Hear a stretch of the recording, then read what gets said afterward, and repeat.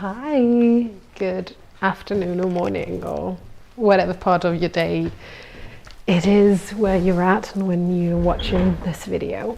So hi again, or welcome if you're probably new, because I'm just starting to build this community.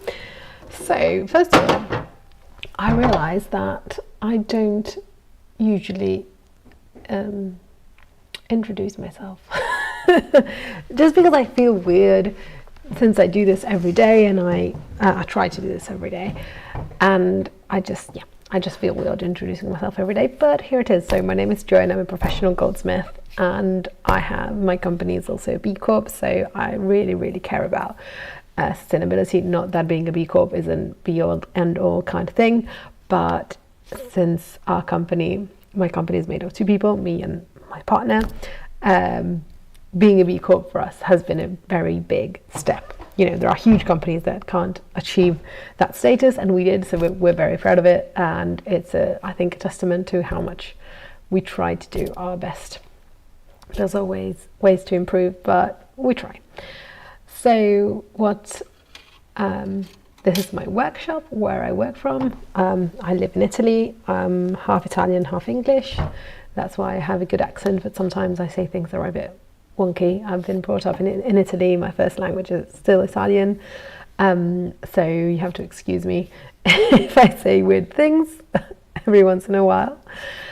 And yeah, I'm a professional goldsmith, and I do these lives while I work because I think it's important to show whoever wants to listen what's like to be in a true workshop and how slow and wonderful this work is. And while I work, I usually try to talk about a topic that's important to me and that is relevant to the arts and craft world and movement. So yeah, maybe that was a bit too long. Sorry.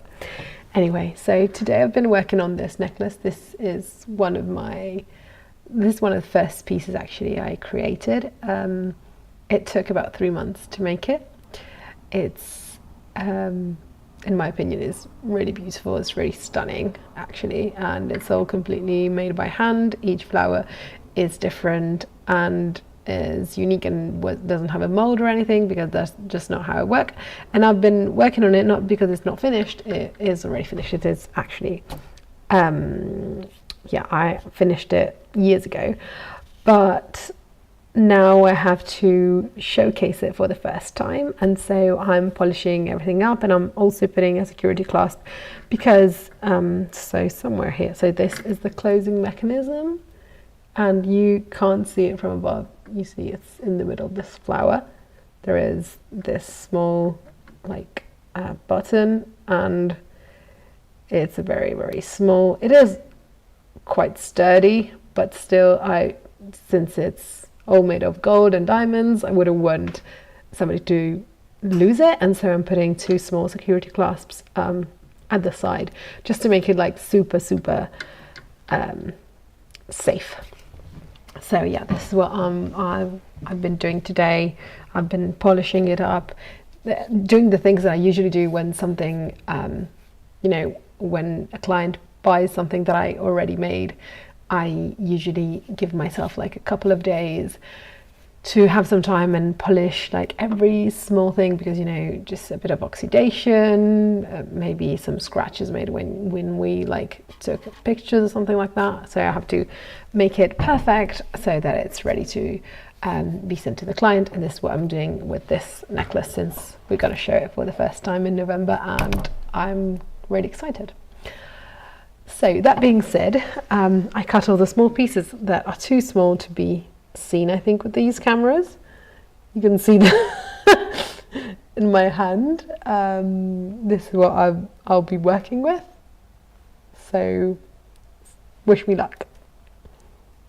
Anyway, so today I was, this morning, before I started working on this, I was actually working on another application for a prize, because, you know, this is how you get recognition in the jewelry world or in the art world. It's very important to have the opportunity to be selected by a gallery, work with a gallery, or to have an exhibition, to have your work showcased. Because, you know, if you don't, if nobody sees your work, you're never gonna, obviously you're not going to sell anything, which is problematic because gold is super expensive. So if you don't sell anything, you're not going to be able to continue doing your job. But other than that, which I think is, well, in my case, again, because I do so little, such a small number of jewels, it's what I'm trying to achieve is getting bigger commissions, you know, commissions for bigger pieces, because I think I would really enjoy doing them. I would really like that, and I'm not in the position where I can put like the funds to do like, you know, sorry, I have something that's, allergies are still very bad for some reason. I know the reason is climate change. You know, the tiara that I showed you like a couple of videos ago, I mean, it would be too heavy in gold, but if I had a larger, like a commission, if that was a commission instead of being something that I do with the money of our company, then I would like put more diamonds, have maybe some colored gemstones. I would do it differently. It's not that that's exactly how I wanted it to be at the moment I started doing it, but now that I've done that, I would like to do like the next version, like with the bigger, bolder, you know, all of that. So that's why I think it's important to go to fairs and talk to museum curators, also to work with galleries. Also, the other reason is that I would really like a professional's feedback. You know, I would really like I would really like to work with somebody who knows exactly what they're doing, who knows how the market works, because I'm a first generation goldsmith, so I don't have this kind of knowledge. I'm basically just trying things out and hopefully and seeing what works, what doesn't work, and then adapting to that. So it would be really interesting for me to work with somebody who's a professional in the jewelry and the art jewelry space, and also working with somebody who has your interest in mind, so like a gallerist, but still who can give you a constructive criticism and tell you, hey, you should do this better, this has this problem, this is too heavy, this is too light, this has no public at all, this is not like, doesn't have a quality, that like the quality is not good enough on this piece, or you should do this, you should do that. You know, having that kind of person, I think, would be amazing for me. So I'm trying to establish all of these relationships, and that's why we are applying to for different fairs and exhibitions and stuff like that, because I think it's a really, really nice way of getting to know these people in a very inspiring environment, I think. So anyway, all of this, which was, I think, irrelevant, sorry, all of this to say that while I was doing my application this morning, I realized that I'm not enough of an artist for the art world. And I don't like it, because I know that it's just a prejudice that like jewelry is not considered exactly like a high art form like painting or sculpture. Sorry, I need to wash my hands a minute. But I think that it's also because the medium is just not what people would like it to be, you know. I have something that's bothering my nose today. Sorry, I wash my hands there because then the gold dust doesn't go down the drain. That's why I do it. I should buy one of those like proper what's it called, where you wash your hands like sinks, but I don't have it at the moment, so I'm using that. Don't ask, it's horrible. But anyway, so I was applying for this prize, and I realized that maybe just being a goldsmith is not enough, that that to be considered an artist, maybe being a goldsmith, it's not enough.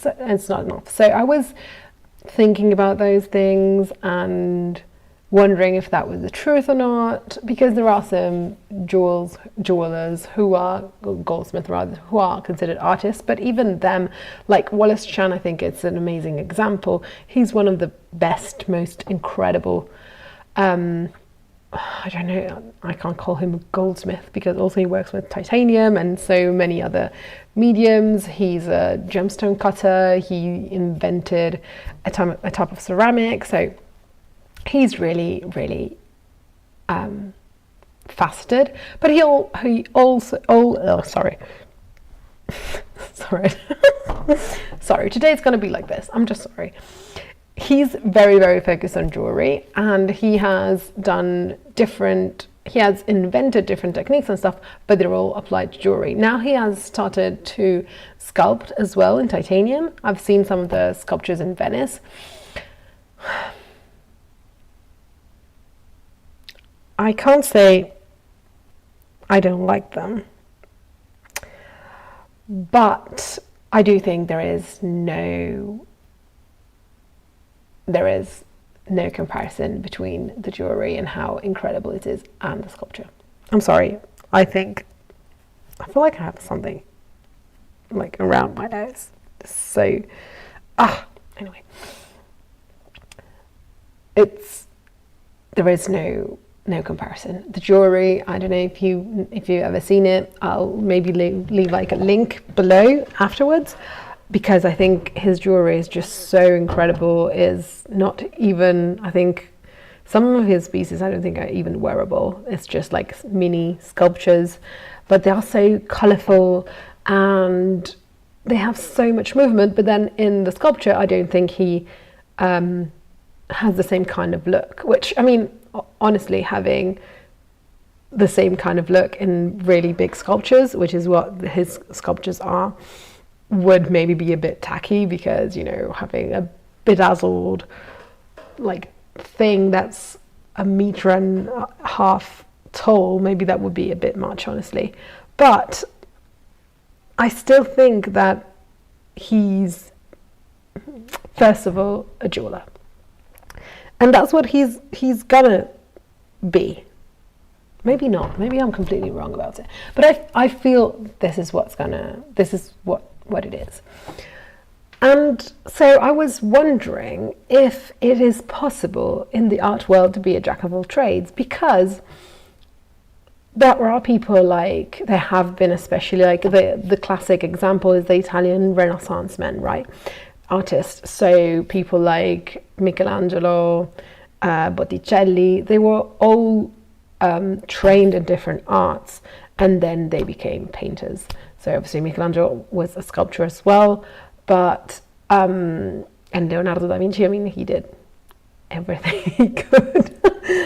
But like Botticelli, for example, he was actually a goldsmith, and I think that once you know that he's a goldsmith, if you look at the details in his paintings, you can really see that his eye is so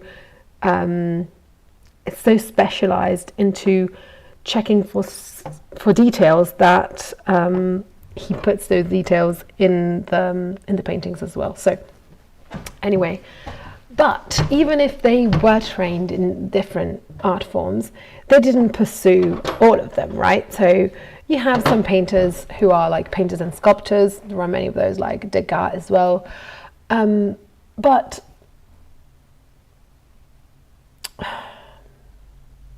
I don't know. I feel like I would love, absolutely love to do a sculpture course. I would absolutely love it.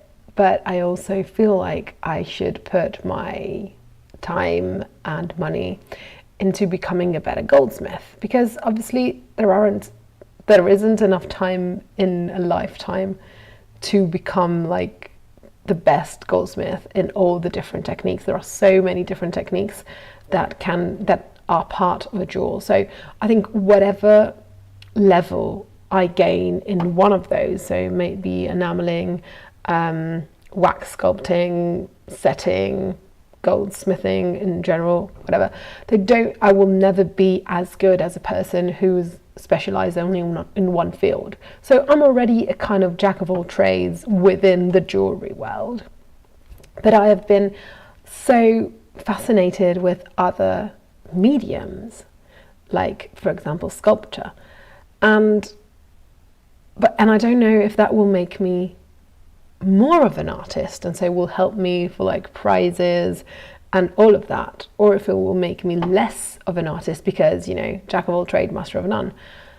And so I'm in this like limbo where I don't know if I should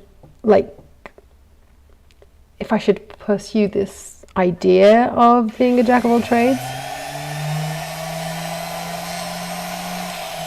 or if it's just, so I need to drill a hole through this bit, because there's going to be the hinge where the movement for the closing clasp is going to be. So I have to make a perfectly straight hole, and this is a 0.5 millimeter drill bit.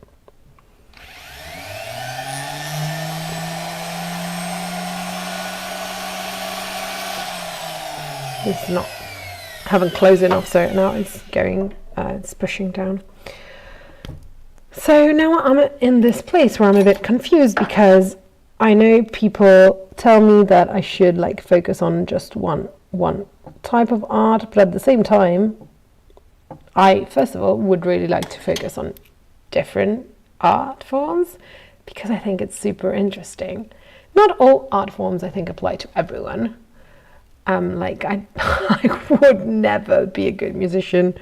I'm just terrible at it. My right and left hand just don't work in unison. So there are some things I think that you try something and you know you're not going to be good at it, like sports. That's me. But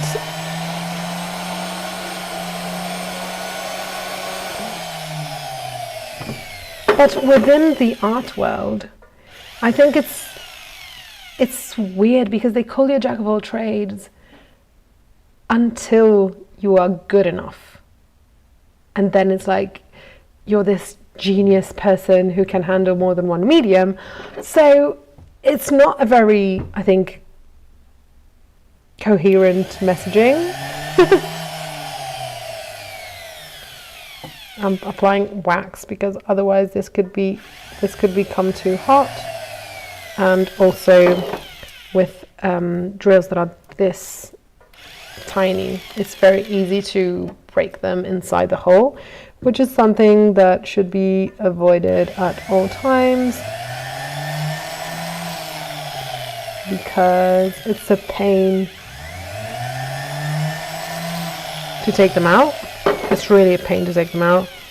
You'll have to put them in the pickle pot overnight, and the steel here will dissolve, but it will stop your work for the day. So that has gone through, and we'll see how precise I've been on the other side.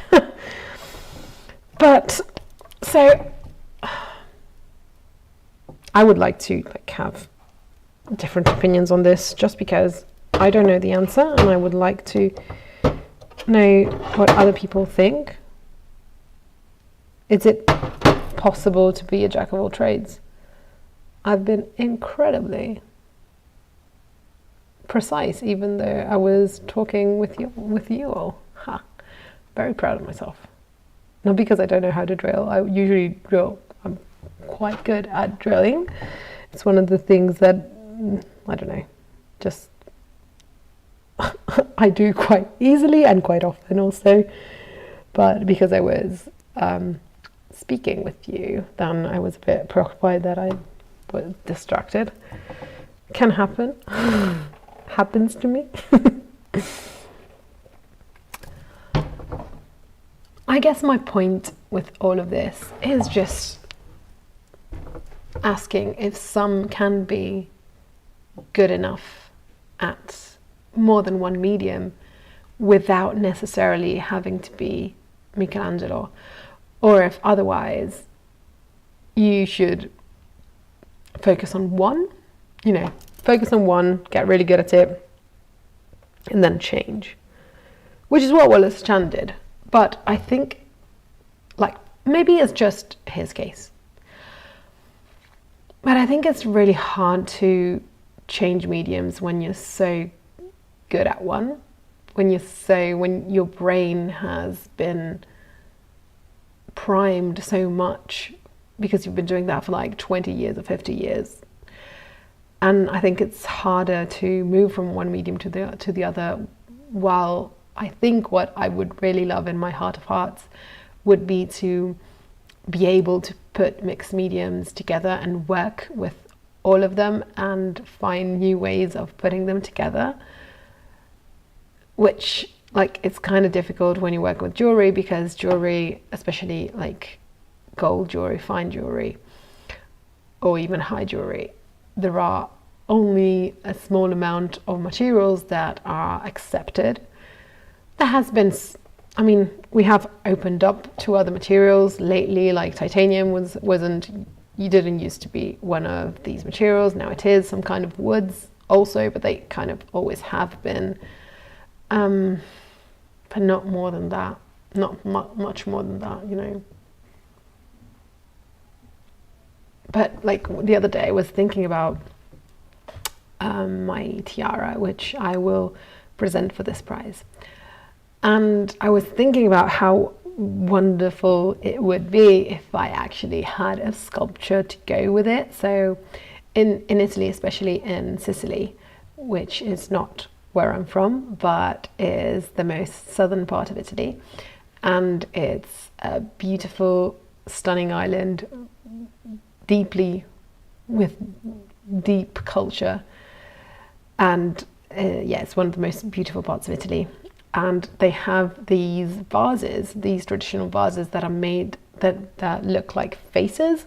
So you have like these kings or these women, and they have like crowns, and then the crown is basically open, and it's a vase. And I was thinking about like having one of those as a holder for my crown, but instead of, I'm really going nerdy now with you, but anyway, instead of being a vase, it would be like a bust. But it would look a bit like a Giacometti statue. Giacometti is a futuristic sculpture, and he did all these like very long and kind of weird looking sculptures. I really, really like him.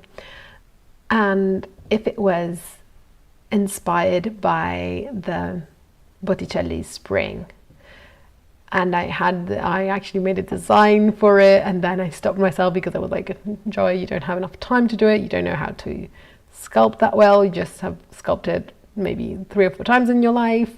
You should actually become good at it before doing anything else. You should learn before doing anything else. And so I stopped myself. But also I stopped myself because I didn't know if it was worth my time, or if I should just become a better and better goldsmith, or if I want that for myself, because there's also that point. You see, I'm turning this around because I don't want to have just one point of view, and I'm starting with the smallest drill. I have actually smaller drills, but I don't need to use them if I don't need the hole to be like super, super small.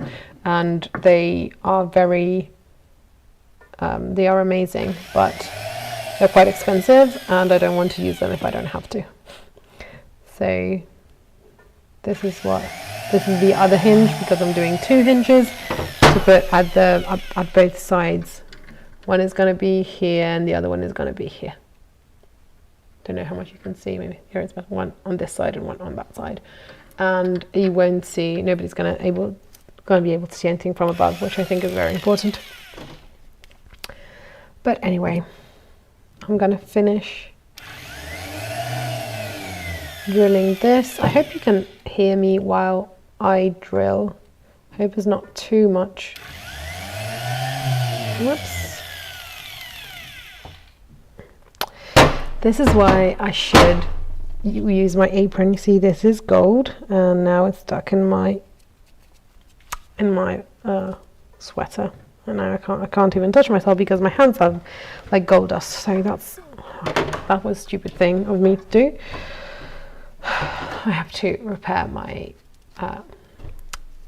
I will do it. I promise. Tomorrow you'll see me with my. What's her name? Am I just tired today? Maybe I am. Anyway, you won't see me dressed like this tomorrow again. I promise. So here it is. Let's see if I was good this time as well. Yay. I'm happy that I was.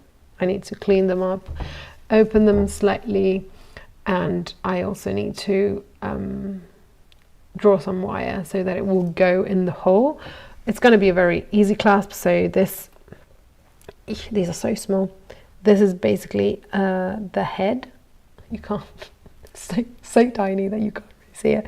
But around this head, there's going to be like an 8-shaped wire, and it's going to click into place over this like bowled up piece of wire. So yeah, that's what I'm going to do next. But would it be so hard for you to give me your opinion? Probably it would. But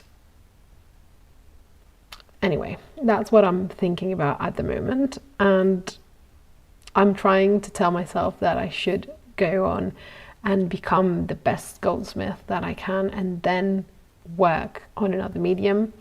But I kind of know myself, and probably I won't resist trying something else. So if you see me like sitting on the floor with a huge piece of clay in front of me, you'll know that I didn't listen to myself. You know, some things are better for your company and some things are better for you. And it's very difficult to find the balance sometimes, especially when you're in the art world. And feedback is so rare in the art world, not because people don't criticize, but because people don't criticize with, first of all, they don't criticize to your face.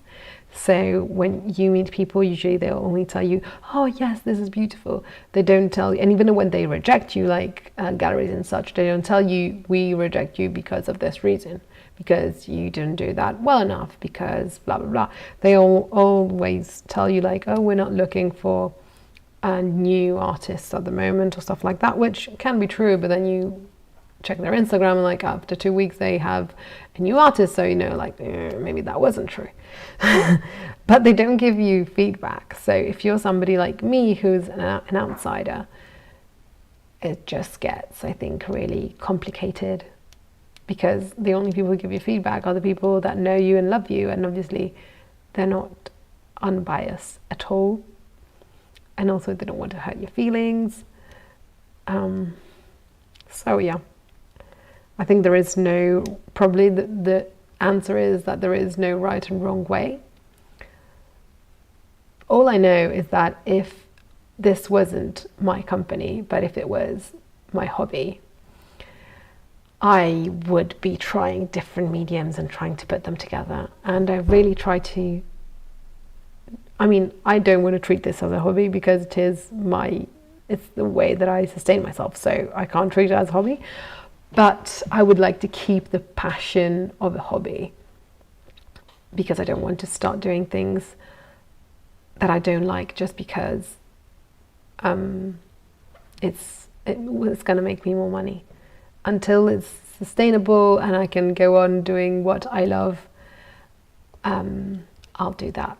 And if I can't, I'll do compromises as everyone and do something else. But I know that I'm already in a very privileged position, and I don't want to compromise that, because I would like to try new art forms.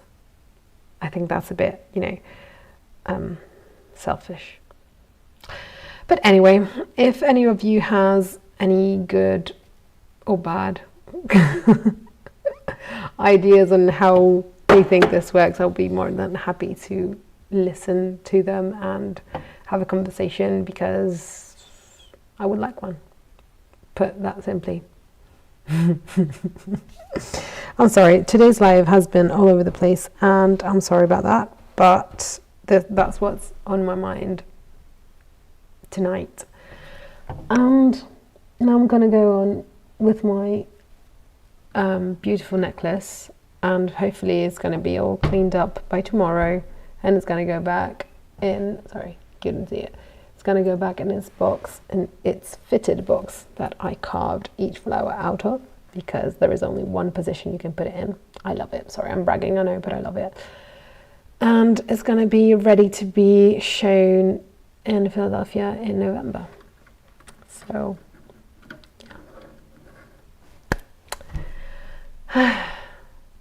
sorry again for just dropping on you what's on my mind. I already told you. So I hope you have a lovely, lovely weekend. Oh, it's Tuesday. I told you my my head is completely like flat today. I don't know, I haven't slept well, and now I'm like